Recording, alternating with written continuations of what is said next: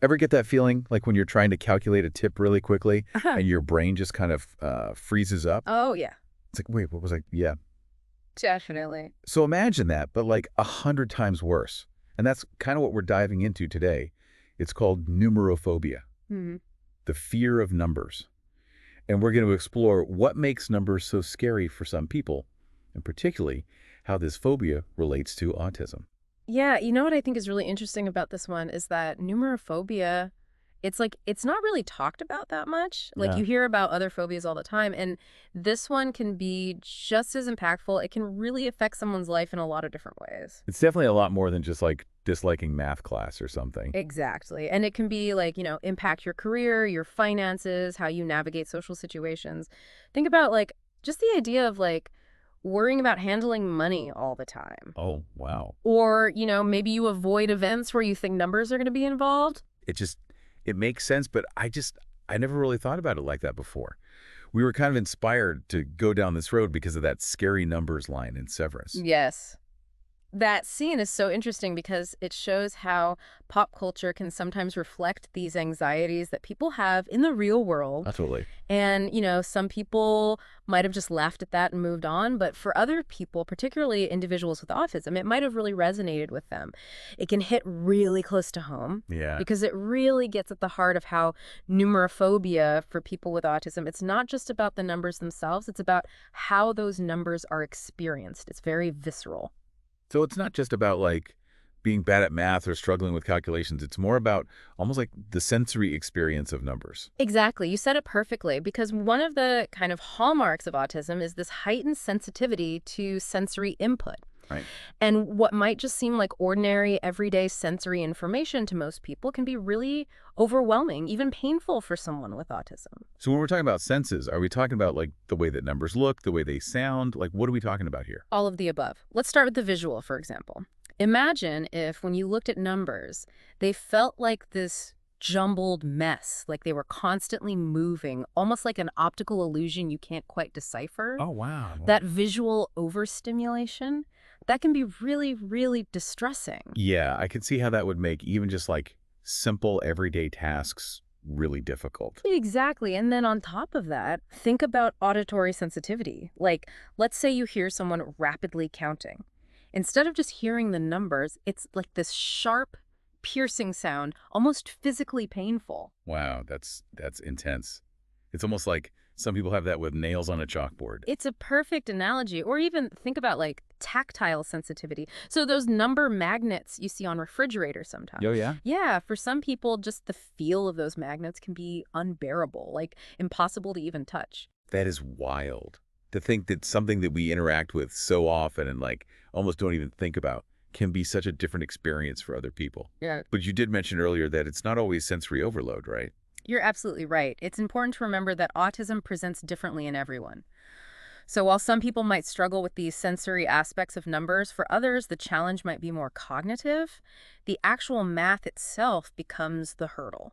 So for them, it's not that numbers feel like scary in a sensory way, but it's more that the concepts, the operations of math are really the roadblock. Yes, exactly. Like they might really struggle with understanding mathematical relationships, how to problem solve with numbers, even just like remembering basic math facts. It's like their brains are just wired to process numerical information differently. That's really interesting. And like going back to Severance, that fear that those characters were exhibiting, it did seem to go beyond just like disliking math.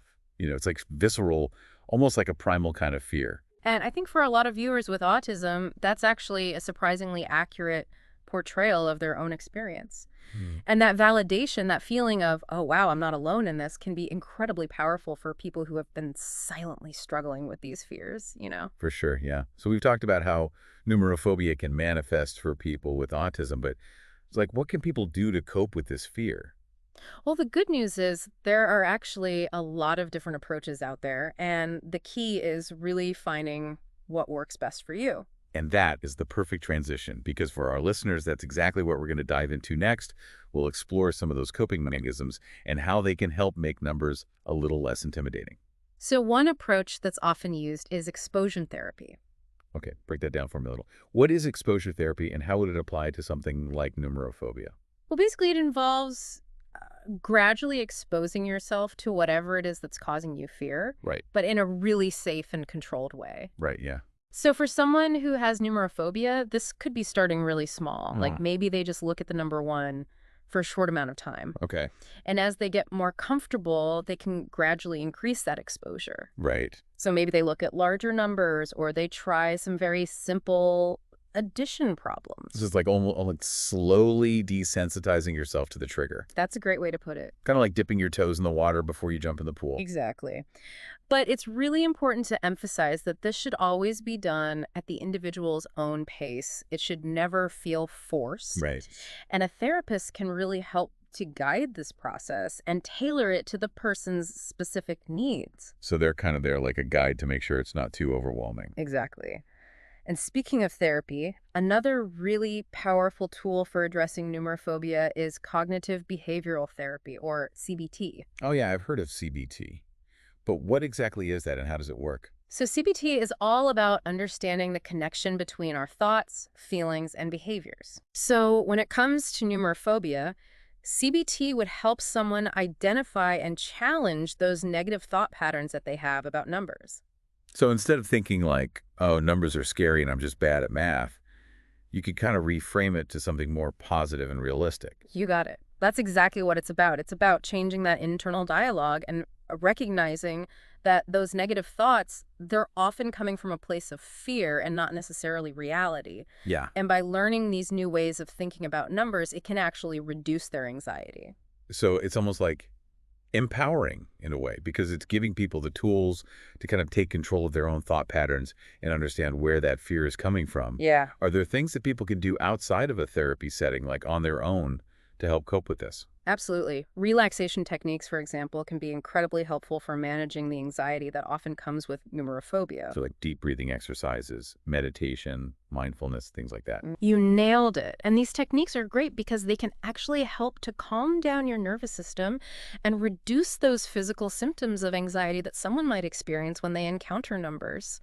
And another thing that can be really helpful is support groups. Yeah, that makes a lot of sense. Yeah. I imagine it would be really validating to be able to connect with other people who truly get what you're going through. Oh, absolutely. It can make a huge difference because support groups provide this safe and non-judgmental space to share your experiences, to hear about different coping strategies, and to just offer each other encouragement and support. Yeah. And it's a great reminder that you're not alone in this.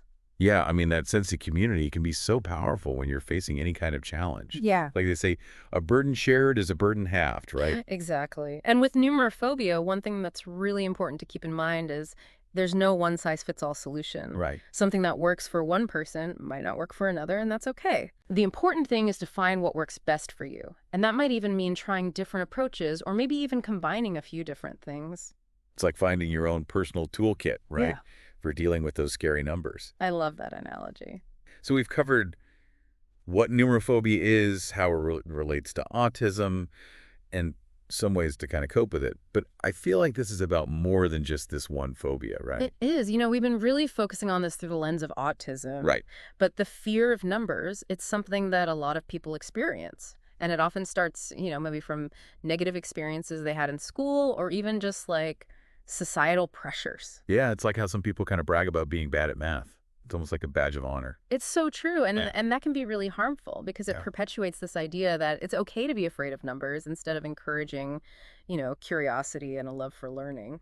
And I guess that kind of leads us to a bigger question that I'd love to get your take on. Yeah. Are we as a society teaching math in a way that's engaging and accessible for all types of learners?